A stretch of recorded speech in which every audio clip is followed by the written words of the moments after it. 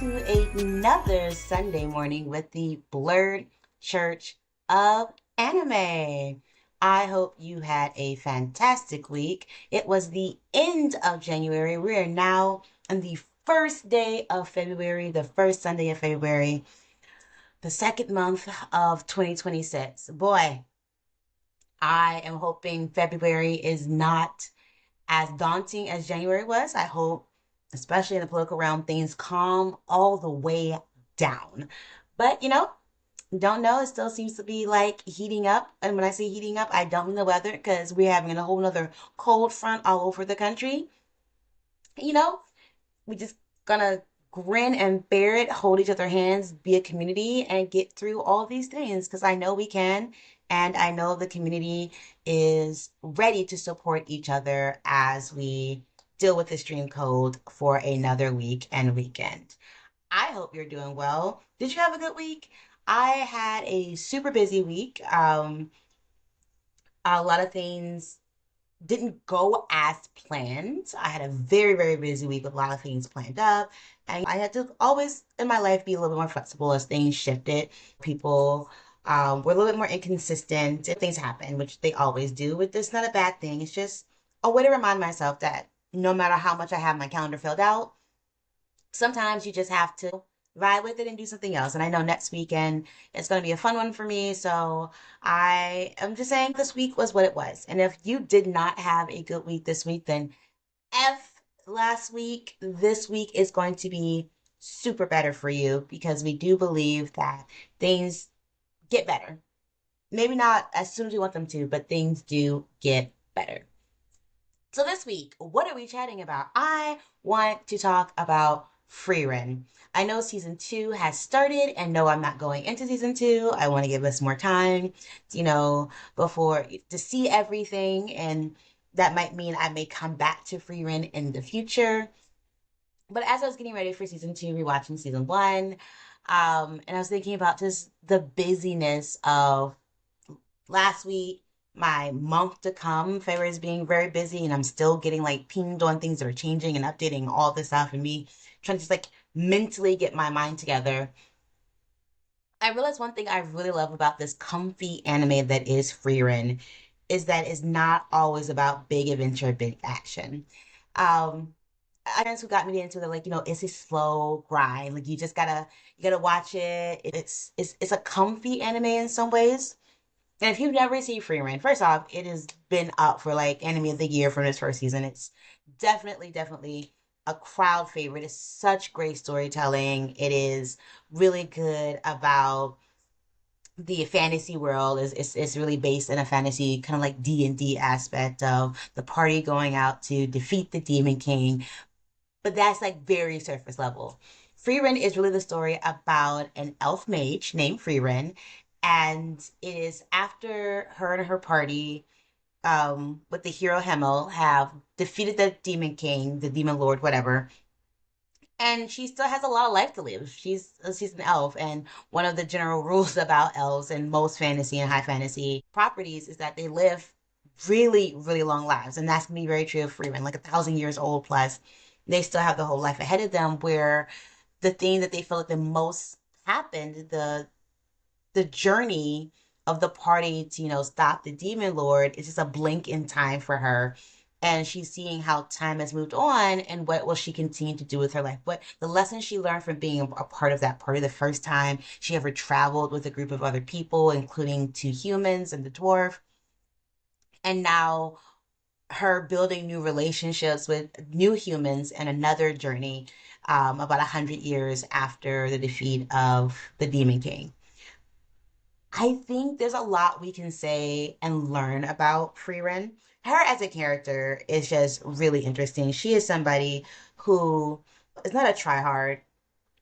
She seems kind of lazy and a little bit like, oh, she doesn't know what the real world looks like. And she's also a little bit alien because her being an elf, especially as she travels through the human realms, it's a big gap between people who live for thousands of years and people who barely live 100.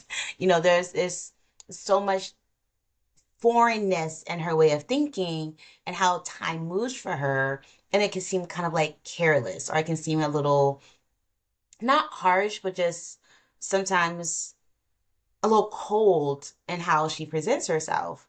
And very early on in the story, she goes to go visit the human priest who was part of her a part of the hero's party, and he's getting old and he's gonna die soon. And she's like, "Wow, it's been that long since I've seen you. You're like old and dying." And he gives her an apprentice, Fern. So she starts training Fern and like building Fern up as a mage and traveling with Fern, and Fern kind of takes care of her. And through that relationship, you see all of these different sides of Frieren. And you also, in this anime, get a lot of Frieren's memories. She goes through like the memory of when she traveled with the heroes and the thing that Himmel would say to her and who he was really versus what the legends of him have. Like, why are all these statues of him everywhere? Not just because he's the hero, but I'm like, why do people put statues of him? You get to see like what was the real version of the hero party versus what is the canonized like legend version of them in the party. And that is fascinating in itself to see like what really happened and how history moves on and how history can rewrite certain stories. And I love any anime that kind of deals with that, especially around like the heroes party and that kind of thing. And I think Freeman does in a very like very subtle way. They're not like, oh, this person was good and now they're evil. They're not doing this type of political analysis, but they are, in subtle ways showing you what it was like for them and who people who eventually get deified or lionized can truly be. And even how like certain battles happen, and then you hear people talking about the battles that was like 50 years ago, and like, oh, that's da da da. And Freeman's just like, huh, I remember that battle. It didn't quite go like that.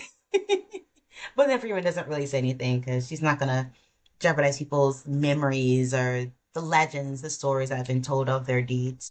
And I love that Freeman was old to human standards, even before she joined the hero party. But all of that aside, I think the thing I most want to talk about when it comes to this anime and comes to what I think we can draw from Frieren is that sometimes the most impactful things in your life are not the big battles, are not the big showy things. Like again in this anime, there are some really fantastic battles. They come across some like they're battling demons at some point, and you realize Frieren, like there's a reason she's in the heroes party. Like she is the secret weapon against the demon king, demon lord, whatever. Um, and it's nice to watch her get mad, and it's nice to watch her battle. Like she has a real thing against demons, and it is always super interesting and cool when you get to see her like take that on because she's a menace. Frieren is a magical menace, but again, those are like few moments in the series. Like not every episode is gonna have this giant battle against this evil or a super powerful being. A lot of Frieren is the everyday, just kind of traveling trope, just the communication and the relationships that she's building with Fern and other people they pick up along on the journey.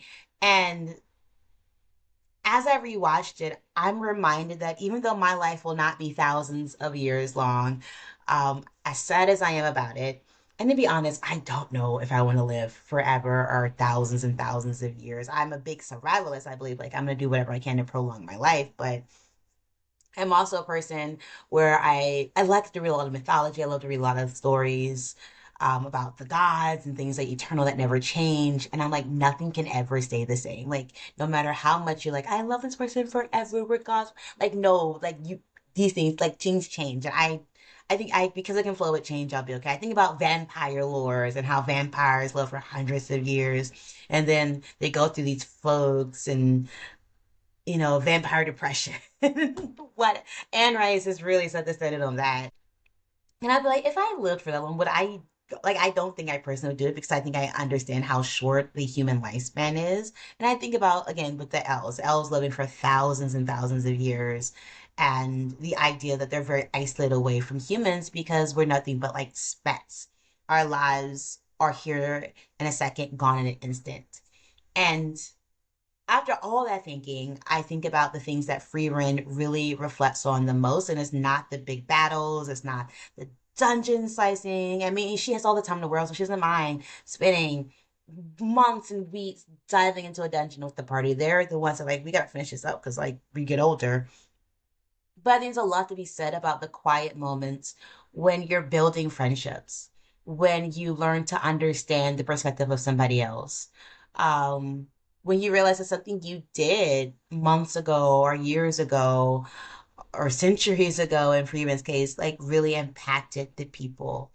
I love how much Frieren, who again didn't really associate with a lot of humans, how much she puts into the ideologies that the hero Himmel really talks to her about. Like how even though he was a human and had limited time, they didn't go straight for defeating the Demon King.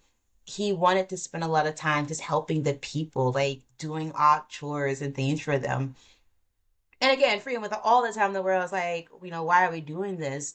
And him was saying, I just want to make an impact in people's lives and things they need. He's like, yeah, sure, we can save the world by killing Demon King, but sometimes it's helping somebody get their wares to the market or helping someone get water from the well, like those little things really creates memories of people being like, you helped me in my day to day and the smallest of impacts.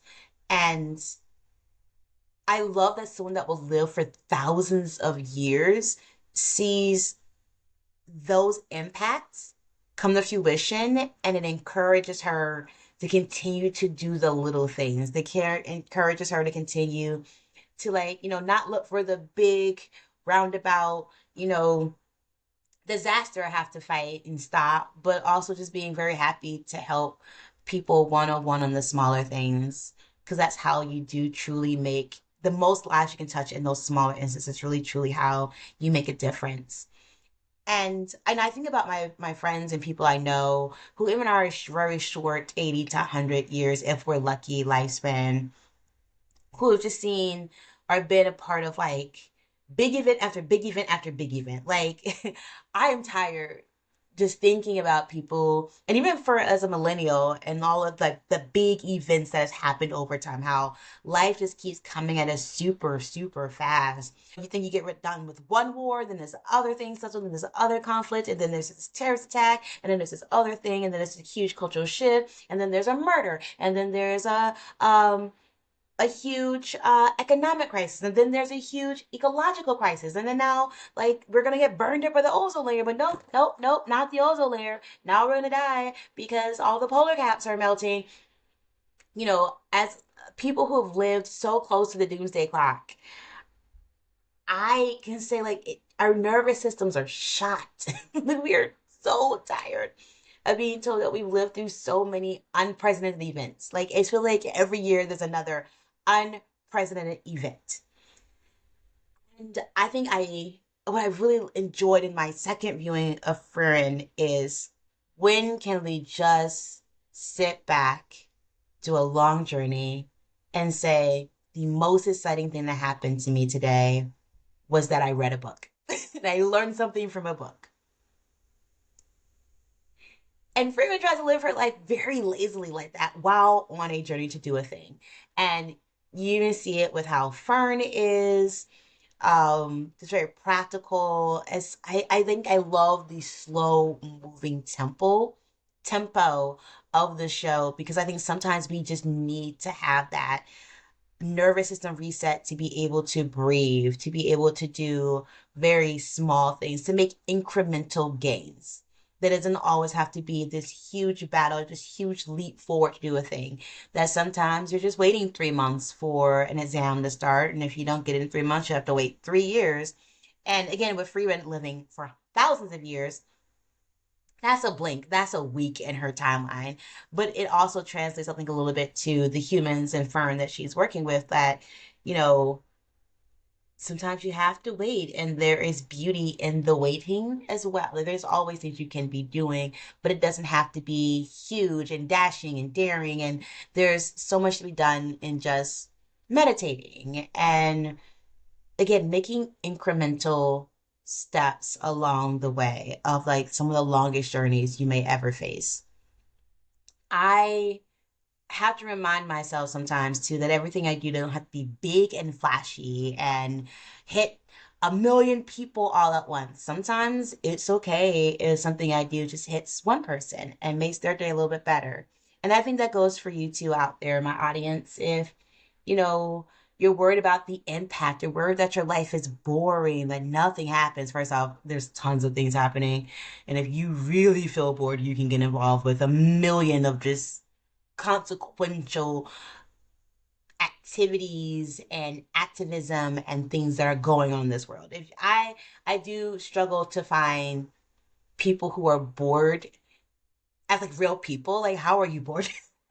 This is also just a personal thing for me. Like, I am never bored. There is always something to be doing, and I am very happy when I shut my brain off to be like, I know there's something that could be doing, and I choose to not do it and just sit here and stare into space. And my therapist tells me sometimes rest is revolutionary, and I'm not just, bed rotting. I may actually be like, again, trying to soothe my whole nervous system and just have a moment to breathe and relax and recharge. Because we need that. We also need the recharge. But if you're someone who's like, well, all my days are the same, I go to work, I get up, I wash my face, I go to work, I do the same thing where I work someplace I don't really feel like I'm impacting people. I go home, I cook my food, I eat, I watch my TV shows, I read my book, or I do play on this game for X amount of hours until I decide it's time for me to go to bed. I go to sleep, and I go to sleep. I sleep my 8 hours if you're lucky, if you get to 8 hours. I'm super jealous of you. And then I wake up and I do the thing. And as someone who is queen cannot sit down, yes, that boring life sounds boring, but also something that some people really wish they had. But if you're wanting to spice it up without completely getting out of your own comfort zone, may I suggest that you find little ways to impact and help other people. So maybe while you're at work, depending on what your job is there a way that you can set someone at ease?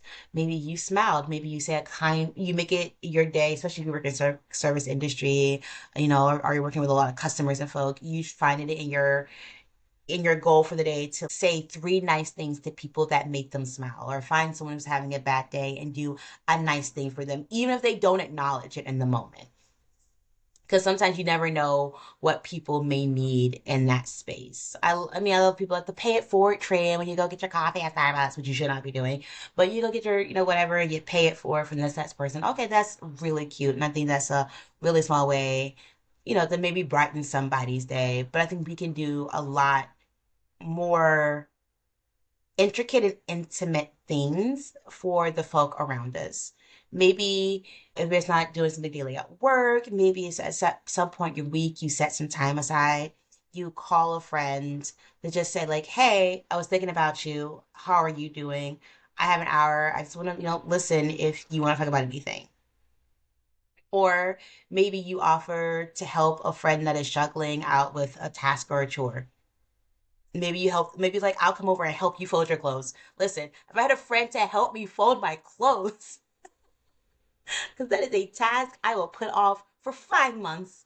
That's why I'm not allowed to have more than two laundry baskets in my apartment, because boy, will I never fold clothes.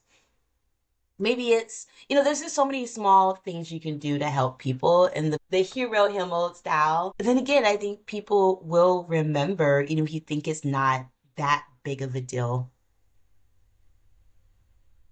I think you can think of like times when people gave you small acts of kindness. And then you can think of times when people sat down and made you feel like you were worth something, even if it was a stranger or a friend or someone you didn't consider a friend, but you knew them and they just gave you the time of day. And you're like, wow, that felt great for me. And I think you just look for moments like that. It's the small, ordinary moments that truly save people, actually. I think that's the point of Freeman. It's the small, everyday, helpful moments that truly save people. And yes, if you have the power to go kill the demon lord, demon king, whatever, you should go do it, join the party and blah blah blah. But never forget, and I think we see that in a lot of the stories about hero parties and somebody getting kicked out the hero party, that they become too big for their britches and they get high minded, that they're blah blah, the end all, the be all, whatever. I am currently watching Jack of all trades, Party of Nine. That is also another really good show from this season. So plug, plug, plug. I'm finally at the point where I can start watching the new season because we're past 3 weeks. But anyway, or 3 episodes for a lot of the shows. But anyway, um, but to end this and not ramble, I think we can all take a page out of Freeman's book, even if we're not living to be 20,000 years old or whatever, how old Freeman will eventually be. That when we have the power to do the big stuff, we do the big stuff, but more than likely we enjoy the day to day, the slow moving pace. We do the things that we love because we simply love to do it and not because we want some infinite power. That we, even when it's scary, we still commit to having relationships with people who can still teach us things and support us and we can support them. Again, it was very taboo for an elf to hang out and spend lots of time with humans. Again, such a big gap in their age range and their lifespan is how they see time. And I think all the humans can say, like, Freeman can come off a little cold, but they end their time together and their quest together learned about her and saw her for who she is and know that, like, that's her way of caring. That's like, you don't be perfect. And I think Freeman is also a really good showcase of, like, not being neurotypical, like be a little neurospicy. I think it's really cool in like this elf sense, but then we're like, not all elves are like Freeman either. Um, but in the end, again, this is more so about enjoying the quiet times, taking pleasure in the day to day activities and connections with people, and then finding ways on how we can better the lives of other people through very small acts. Doesn't have to be monumental. You do not have to be a martyr, but maybe someday you can just be a smiling face or hand somebody a tissue when they're crying and look like you care. All right. All right. This has been a fun one to talk about. I don't know what I'll talk about next week. Before I talk about anything for next week, because who we know, I have to also say if you are a fan of anime conventions, if you are a blurred and you're not going to BlurCon, first off, why not? And there's probably plenty of reasons, but I go to BlurCon pretty much every year. It is a convention that I really like. I really have supported through a lot of stuff. We can talk about a lot of that stuff anyway. But really, the Blurred Church of Anime was born out of Blurred. It was something I wanted to do even when I was back in divinity school, but BlurCon was the first place where I started doing like an actual worship service at the anime convention and actually putting those things into place. And there's a lot of people who used to come out to that panel that I hosted that were like, you need to get the blog together. You need to get the all this stuff together. And I am, and I did, and it's here. But I'm very proud to say that again, I have been approved for the Anime Sunday Worship Experience at BlurCon happening on that Sunday. You're probably like, what do you mean that Sunday? What's the time? Our Anime Sunday Worship Experience, Sunday, March 9th, from 9 a.m. to 9:50 a.m. in Washington B in the Hyatt. All right. So if you're going to BlurCon in Crystal City, that's in the DC area, Arlington area, Virginia area. That's the weekend of March 6th through the 8th. There's still plenty of time to buy tickets and, go to the blurcon.org and everything. I'll also have the flyer for our session up on our Instagram and other places. But yeah, if you're coming or you just want to buy a day ticket and come out to DC and be part of our live testimony service. That's the plan, y'all. We're going to do a testimony service where instead of me talking or my cohorts talking about a particular anime or manga we wanna like do a sermon about, we want to hear from you about a particular scene, character, anime, manga experience that really uplifted you because your voice is just as important as mine. I'm just here kind of collecting them together. So come Sunday morning, March 9th, 9 a.m. from 9 a.m. to 9:50 in Washington B in the Hyatt for the Anime Sunday Worship Experience, the testimony service version. All right.